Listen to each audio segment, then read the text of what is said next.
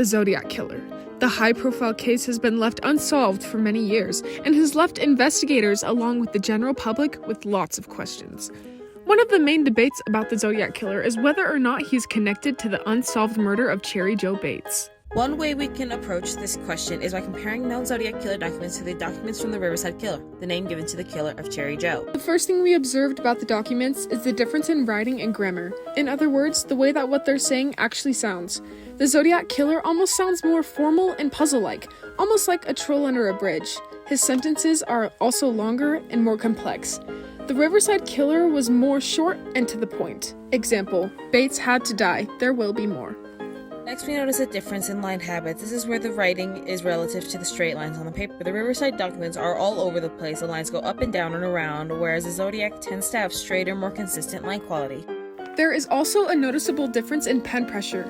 Pen pressure is self-explanatory, referring to how much pressure they use while writing. The Zodiac, again, is consistent with medium pen pressure, other than some heavier pen pressure for emphasis.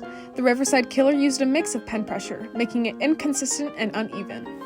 Size consistency is another comparable variable here. Size consistency is referring to the size of the letters and words. The Riverside Killer letters have very inconsistently large letters, while the Zodiac Killer, again, is staying consistent with most of the writing being about the same size. Finally, you can observe the cursive-like styles. The Zodiac's writing aligns closer with cursive than the Riverside Killer, who has very squiggly, fat letters. We concluded that according to these documents, the Riverside Killer and the Zodiac Killer are in fact not the same. We hope you enjoyed!